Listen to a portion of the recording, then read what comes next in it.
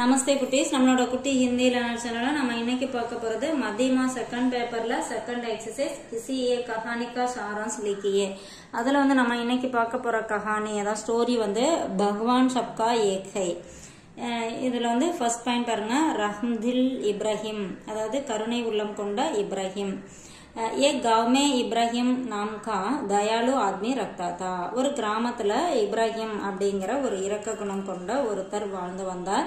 वह यात्रियों को भोजन देकर उनकी सेवा करता था. அவர் வந்து பிரயாணிகளுக்கு அந்த வழிபோக்கர்கள் இருக்காங்க இல்லையா, அவங்களுக்கு வந்து சாப்பாடு கொடுத்து அவங்களுக்கு வந்து சேவை செஞ்சிட்டு இருந்தாரு. அடுத்து தர்ம பர் கர்வ், அதாவது தர்மம், அவரோட மதத்துல அவருக்கு கர்வம். वह भोजन से पहले प्रार्थना करता था और दूसरों से भी करवाता था. அவர் வந்து சாப்பிட்றதுக்கு முன்னாடி பிரார்த்தனை செய்வாரு, அதே மாதிரி மற்றவங்களையும் செய்ய வைப்பாரு. धीरे धीरे उसे अपने धर्म पर गर्व होने लगा. அது போக போக அவருக்கு வந்து தன்னோட மதத்துல அவருக்கு வந்து ஒரு கர்வம் வந்துச்சு அப்படின்றாங்க. அக்னி பூஜக் பூடா, அதாவது அக்னி பூஜை செய்யற ஒரு வயதானவர். ஏக் தின் இப்ராஹிம் கே கர் ஏக் பூடா ஆயா. ஒரு தடவை அவரோட வீட்டுக்கு வந்து அந்த இப்ராஹிம் வீட்டுக்கு ஒரு வயதானவர் வந்தாரு. भोजन के पहले इब्राहिम ने हमेशा की तरह प्रार्थना की. அதாவது சாப்பாட்டுக்கு முன்னாடி இப்ராஹிம் வந்து எப்பயும் போலவே பிரார்த்தனை செஞ்சாரு. பூடா அக்னி கி பூஜா கர்னே வாலா தா. அந்த வயதானவர் வந்தார் இல்லையா, அவர் வந்து அக்னி பூஜை பண்ணக்கூடியவர். इसलिए उसने प्रार्थना नहीं दोहराई. அதனால இவரோட பிரார்த்தனை வந்து அவர் செய்யல. इससे नाराज होकर इब्राहिम ने बूढ़े को घर से निकाल दिया. இதனால கோபம் அடைஞ்ச அந்த இப்ராஹிம் என்ன பண்ணாரு, அவரை வீட்டை விட்டு வெளியில அனுப்பிட்டாரு. தேவ்தூத் கா சந்தேஷ், தேவதூதரோட மெசேஜ். அவர் என்ன சொல்றாங்க, ஒரு தேவதூதர் மாதிரி தோன்றி இவருக்கு சொல்றாங்க.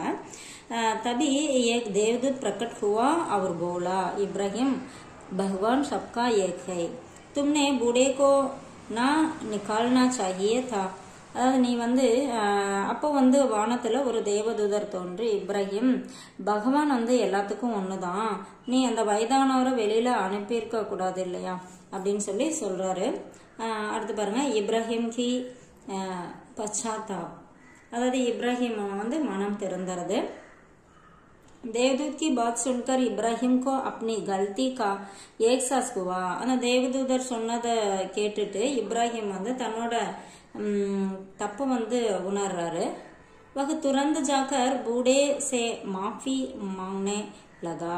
அவர் உடனே என்ன பண்ணாரு, அங்கிருந்து போயிட்டு அந்த வயதானவரை வெளியில அனுப்பிட்டார் இல்லையா, அவர்கிட்ட போயிட்டு மன்னிப்பு கேட்கிறாரு.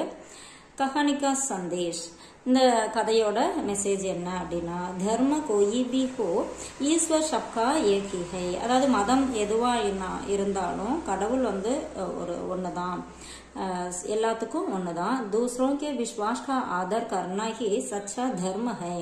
அதாவது மத்தவங்களோட அந்த நம்பிக்கையையும் நம்ம மதிக்கணும், அதுதான் உண்மையான தர்மம் அப்படின்னு சொல்லி இந்த கதையில மெசேஜ் வந்து கொடுத்துருக்காங்க.